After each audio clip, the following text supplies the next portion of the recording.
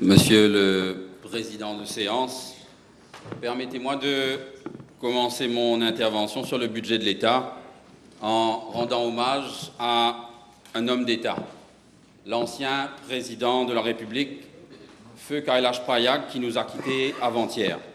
Et je souhaite partager avec cette Chambre la dernière session de travail que j'ai eue avec l'ancien président, qui s'est tenue il y a 2 ans à son domicile, avec des jeunes travaillistes dont l'honorable Doriaou et moi, nous faisions partie.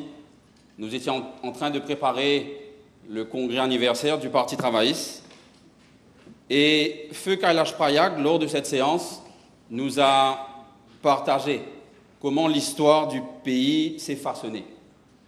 Il nous a parlé de la grande histoire, celle que l'on lit dans les livres.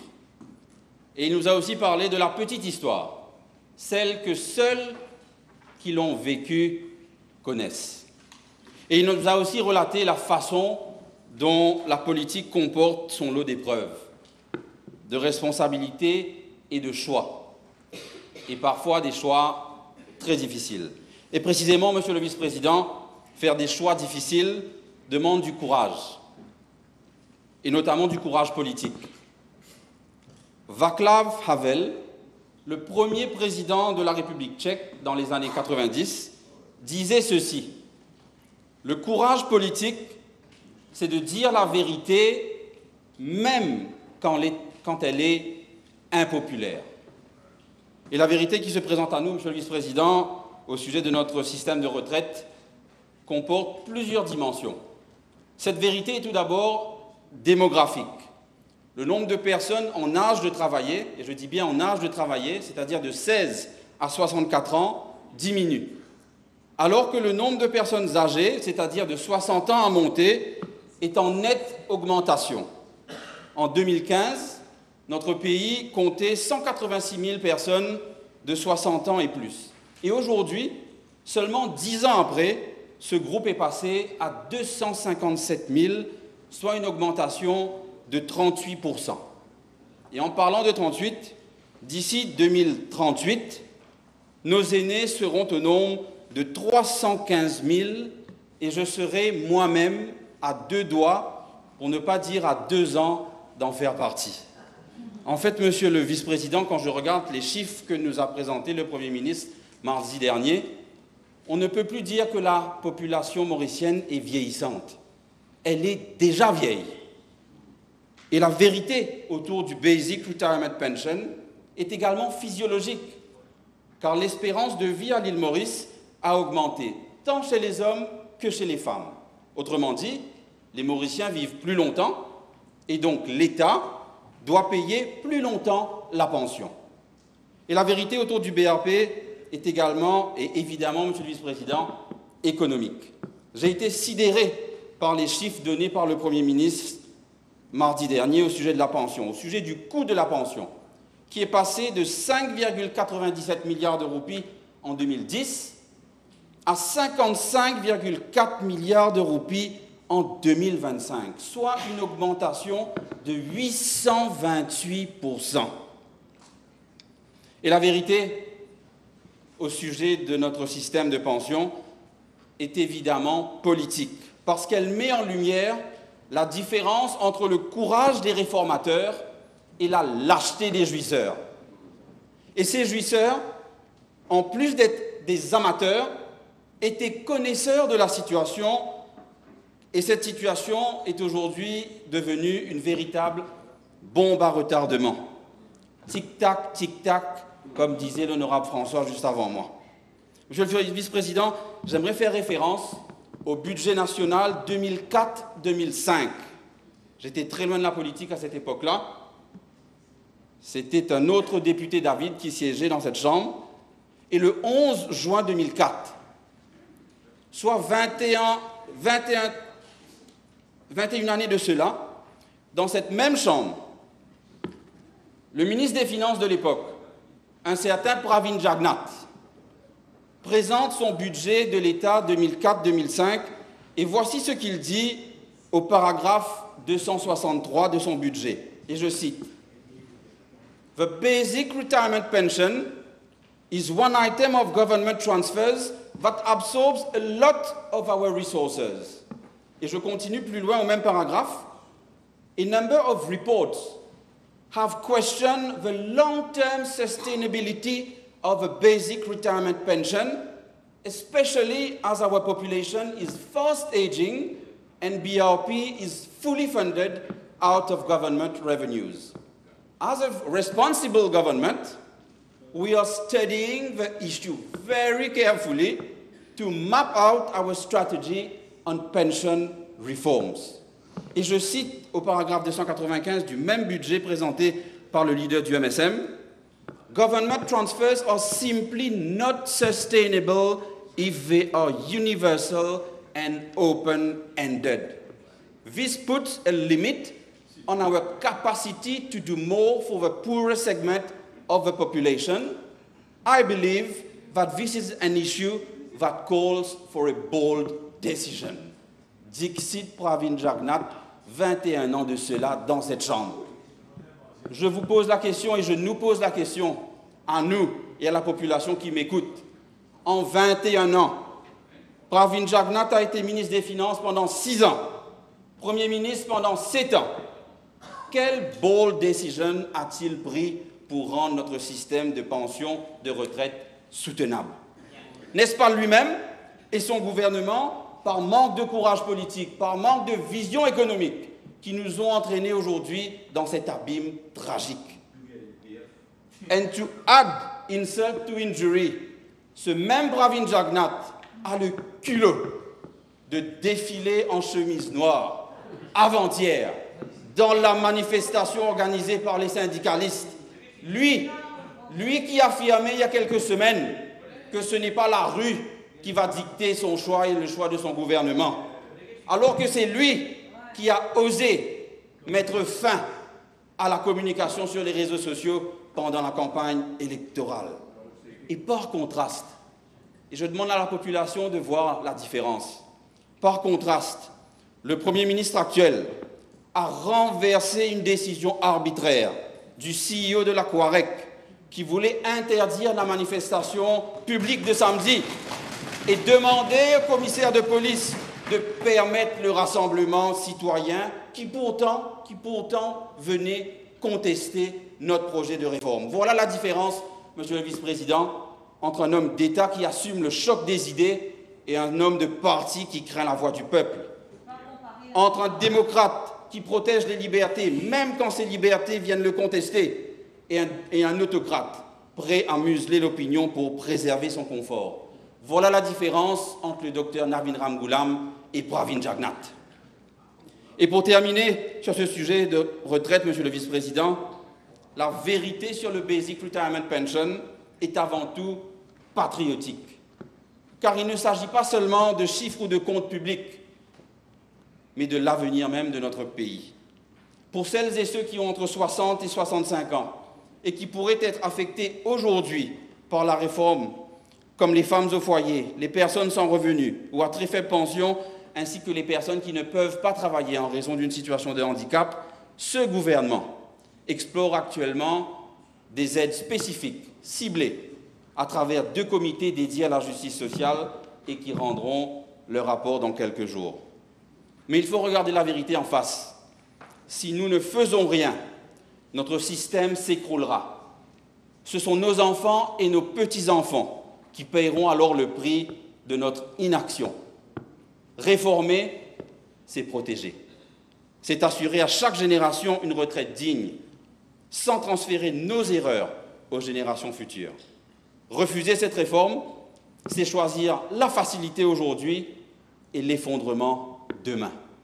Agir maintenant, c'est faire preuve de courage, d'honnêteté et de patriotisme pour notre pays. Monsieur le Vice-président, si notre système de retraite doit être réformé, notre économie, elle, doit être transformée. Et je suis heureux d'informer la Chambre et la population qu'avec le ministre Boulel et le soutien du gouvernement, nous sommes en train de transformer ce qui a trop longtemps été perçu comme le seul ministère de la pêche en ministère de la nouvelle économie de Maurice, l'économie bleue. Et c'est la raison pour laquelle le Premier ministre et ministre des Finances a annoncé dans son discours sur le budget 2025-2026, au paragraphe 63, sur les nouveaux pôles de croissance, la mise en place d'un vaste corridor d'investissement dédié à l'économie bleue et qui portera sur 6 secteurs stratégiques, à savoir la pêche durable et l'aquaculture, les énergies renouvelables marines, le tourisme côtier, le commerce maritime, l'innovation océanique et le financement bleu. Monsieur le vice-président, le Premier ministre l'a annoncé dans son budget et avec le ministre Boulel, nous avons déjà bien avancé sur la question, à savoir la tenue des assises de l'océan qui se tiendront fort probablement au mois d'octobre de cette année, et cela afin de mettre à jour la feuille de route pour l'économie océanique préparée en 2013 par le gouvernement de l'époque du Dr Ramgoolam. Car non seulement le gouvernement MSM n'a strictement rien fait en 10 ans sur ce sujet, mais en 10 ans, le monde a changé. En 10 ans, l'océan a changé. Et nous sommes désormais confrontés à la montée du niveau de la mer, à l'acidification des océans, à la destruction des coraux, au changement climatique. Mais en même temps, l'océan ouvre de nouveaux horizons tels que la biotechnologie marine, le transport maritime vert, l'énergie éolienne en mer et un marché mondial en plein essor sur le financement bleu. Les assises de l'océan, monsieur le vice-président, réuniront les ministères et départements, les organismes parapublics, la société civile, les experts, les universitaires, les scientifiques, les chercheurs, les étudiants, les ONG, les pêcheurs, les professionnels de la mer, sans parler des opérateurs touristiques, et nous lancerons alors la stratégie nationale pour l'économie bleue 2025-2035. Monsieur le vice-président, cette nouvelle économie océanique est portée au plus haut niveau. Et pour envoyer un signal fort à la communauté internationale, c'est le Premier ministre lui-même qui a dirigé la délégation mauricienne dont j'ai fait partie à la 3e conférence des Nations Unies sur l'océan qui s'est tenue il y a 2 semaines à Nice, événement qui était co-organisé par la France et le Costa Rica. Et là, devant 50 chefs d'État et de gouvernement, 120 pays et 10 000 délégués, le Premier ministre s'est positionné en chef de la diplomatie bleue pour notre République. Il a affirmé haut et fort à la tribune des Nations Unies que l'économie de l'océan et la conservation de la biodiversité marine doivent aller de pair. Il a lancé un appel à la coopération régionale pour la surveillance maritime des petits États insulaires.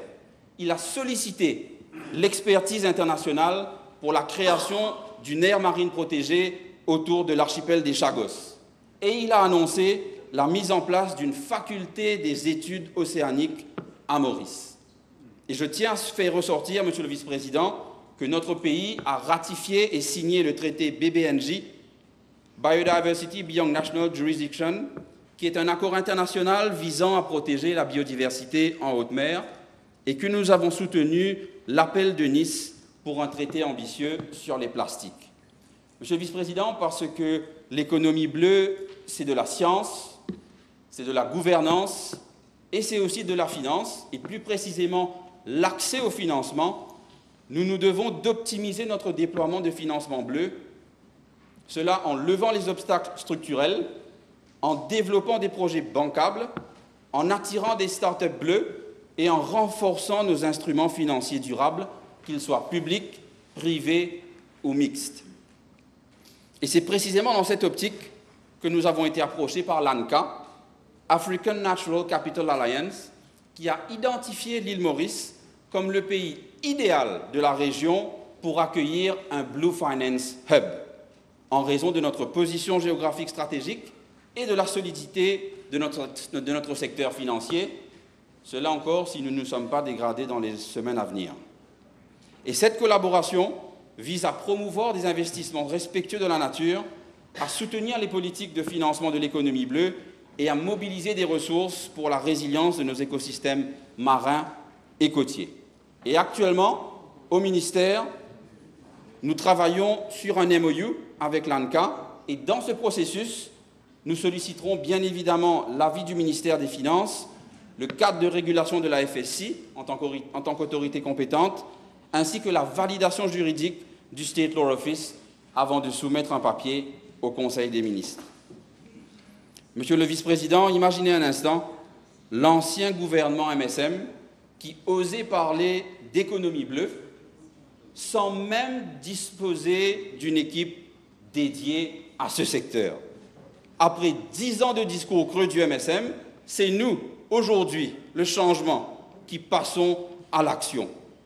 Et nous sommes heureux d'annoncer que nous lançons la création de la Blue Economy Unit au sein de notre ministère et j'ai eu l'honneur de présider jeudi dernier la première réunion interinstitutionnelle avec les représentants de différents ministères concernés et qui vont constituer cette nouvelle équipe bleue.